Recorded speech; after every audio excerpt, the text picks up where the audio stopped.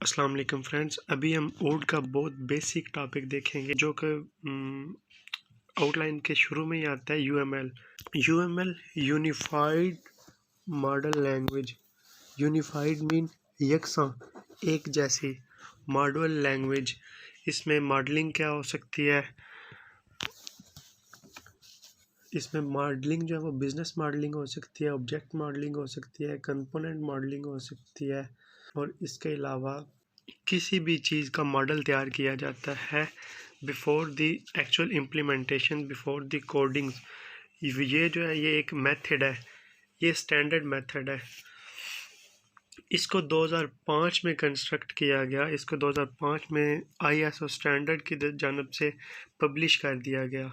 यानी पूरी दुनिया में ये एक समझा जाने वाला मेथड है, जिसमें जैसा कि एक बाकी जो लैंग्वेज होती है वो मुख्तलिफ होती है, उसको हर कोई अंडरस्टैंड नहीं कर सकता।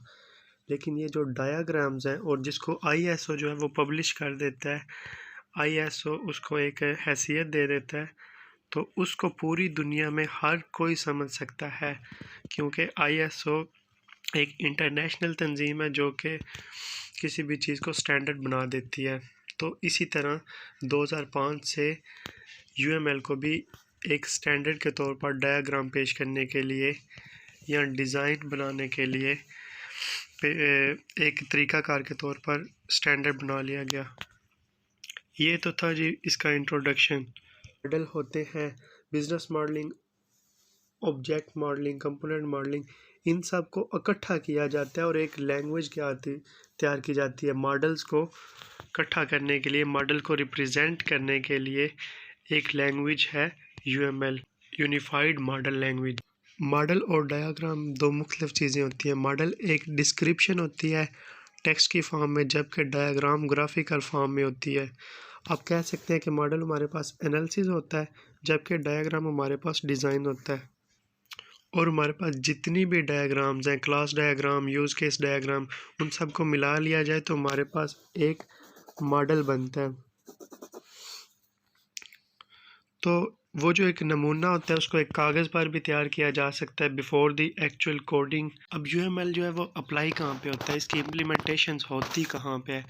यूएमएल है वो तो एक जस्ट स्टैंडर्ड डायग्राम नोटेशन है, जैसा कि हम पीछे बात कर चुके हैं कि ये आईएसओ की जानब से रजिस्टर किया गया है।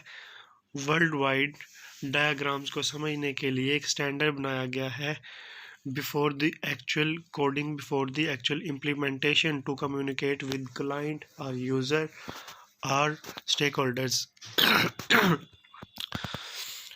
Again, knowing UML help you communicate with each other in creating software। जैसा कि अभी बताया कि ये कम्युनिकेट, इससे हमें कम्युनिकेट करने में मदद मिलती है, अपनी बात को डिलीवर करने में मदद मिलती है जो इसके एक्चुअल यूज़र होंगे, ताकि बिफोर द टाइम क्लाइंट और डेवलपर के दरमियान कम्युनिकेशन के लिए इसको यूज़ किया जाता है।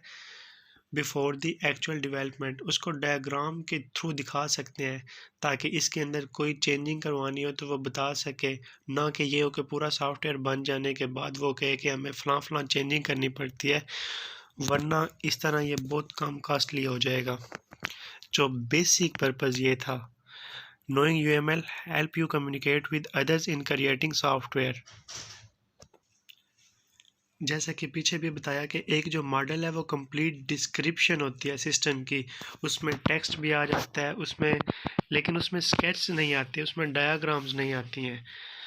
तो जो यूएमएल है वो एक पार्टिकुलर लैंग्वेज है use to make software blueprint, pictorial language है, जिसमें हम डायग्राम्स की मदद से हम चीज़ को रिप्रेजेंट करते हैं, हम उसको पेश करते हैं, उसके आपस में कम्युनिकेशन दिखाई जाती है, यानी एक क्लास दूसरी क्लास से कैसे कम्युनिकेट कर रही होती है, उसका दूसरी क्लास से क्या ताल्लुक है।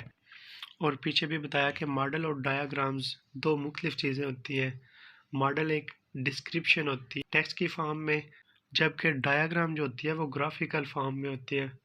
आगे ये कुछ यूएमएल डायग्राम की टाइप्स हैं जो कि स्टैटिक होती हैं, इनमें कोई किसी किस्म की हरकत नहीं हो रही होती, ये बिल्कुल फिक्स होती हैं। इनको हम आगे फर्दर स्टडी करेंगे पूरे ओड के लेक्चर में। और दूसरी टाइप देखते हैं जो कि बिहेवियरल डायग्राम। ये डायनामिक होती है, इसका जो डाटा है वो मूविंग करता रहता है, यानी कि ये डायनामिक होती है। जैसे कि स्टैटिक और डायनामिक में ये डिफरेंस होता है, स्टैटिक जो है वो एक जगह रुका हुआ होता है, लेकिन जो डायनामिक होता है वो हरकत करता है। इसकी एग्जांपल एनिमेशन भी हो सकती है, जैसा कि मूविंग पिक्चर्स होती हैं एनिमेशन। तो फर्दर हमने इन्हीं चीज़ों को, इन्हीं टाइप्स को पूरी जो है ऊड उसमें डिस्कस करना है। तो ये तो इंट्रोडक्टरी लेक्चर थे, आगे हम इंशाल्लाह एडवांस की तरफ जाएंगे, इंशाल्लाह इजी स्टेप्स में, बहुत इजी वे में जाएंगे आगे हम। चलें जी, आज के लिए इतना ही काफ़ी। इंशाल्लाह अल्लाह ताला ने चाहा तो आगे फिर मिलते हैं।